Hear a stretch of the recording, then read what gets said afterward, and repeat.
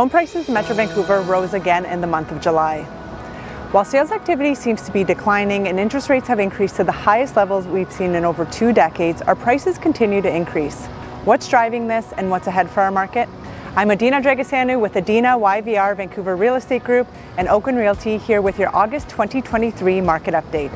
Let's jump right into the numbers and take a look at what's happening.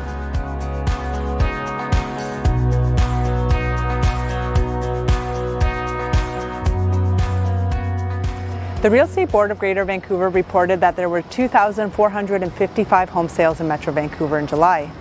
This is a decline of about 18% relative to June, but it's an increase of 29% relative to the same time last year, and it's more than double the number of sales we saw in January when we started the year off. Overall, the number of sales are down about 16% relative to the 10-year sales average. With sales below historical averages and starting to decline, how is it that our prices are increasing? To answer that, we need to take a look at the supply side of the equation. While buyers have been pulling back from the market, sellers have been too. In the month of July, we had 4,649 homes newly listed for sale on the MLS.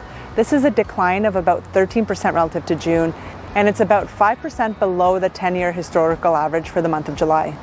Looking at the total supply of homes available for purchase on the MLS, in the month of July, we had 10,301 homes available. This is an increase of just over 300 homes, or about 3% relative to the month of June, but it's down about 4% relative to July of last year. And relative to the 10-year sales average, we're down about 14%. So you can see that even though buyers are being less active, inventory continues to lag behind buyer demand. And that's the main reason we're seeing prices continue to increase. This brings us to our sales to active listings ratio. If you've been watching our videos, you know that this is our leading indicator showing us if prices are on their way up or down. And simply put, we're looking at the number of sales in a given month divided by the total active listings left over at the end of that month. When this ratio is below 12% for a sustained period of time, we're typically in buyer's market territory and prices are on their way down. When this ratio is above 20% for a sustained period of time, we're typically in seller's market territory with prices on their way up. And in between, we're in balanced market conditions. In the month of July, this ratio declined slightly to 24.9%. So we're still in seller's market territory, but we're edging towards more balanced conditions. This is a decline of about 6% relative to June when it was 31.4%. However, marks a sharp increase relative to this time last year when it was 18%, and also relative to January when we were only at 13.7%. By property type, this ratio is 16.5% for detached homes, 32% for townhomes, and 31% for condo apartments. So let's take a look at exactly how this is impacting prices. The HPI benchmark price for all property types is currently at $1,210,700. This represents an increase of 0.6% relative to June, and it's an increase of 8.6% over the last 6 months. The benchmark price for detached homes is currently $2,012,900. This represents an increase of 1.1% relative to June, and it's an increase of 11.2% over the last 6 months. For attached townhomes, the benchmark price is currently $1,104,600. This is an increase of 0.5% relative to June, and it's an increase of 8% over the last 6 months.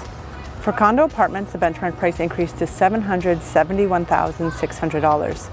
This is an increase of 0.6% relative to June, and it's an increase of 7.1% over the last 6 months. When we started off this year, an overwhelming amount of people were sitting on the sidelines, anxiously and hopefully waiting for prices to drop by double digits. As you can see, over the last 6 months, we've actually seen an increase in prices despite record high interest rates. The big question for buyers right now is, do you buy now with record high prices and record high interest rates, or should they wait for prices or interest rates to decline? While none of us have a crystal ball to know exactly how things will play out, what keeps me up at night is wondering what's going to happen to our market when interest rates decline. With so many buyers on the sidelines eagerly waiting for interest rates to drop or prices to drop, but no signs of supply increasing in a significant way, I worry that we're going to see a big frenzy in our market in the next year to two. My advice to our clients right now is to step back and take a long-term perspective, both at their lifestyle goals over the next 2 to 3 years and what the macro market trends are showing, and to use those pieces to try to get ahead of the market and put yourself in a better position. If you want to know what your property is worth, or if you're thinking of making a move this year, get in touch with me and I'm happy to discuss your options. You can get in touch with me with the link down below in the description here on YouTube, or you could click the link in my bio on Instagram. And in the meantime, to stay up to date with what's happening in the market, be sure to subscribe here on YouTube and follow me on Instagram at adina.yvr. Have a great August, and I look forward to seeing you back here in September.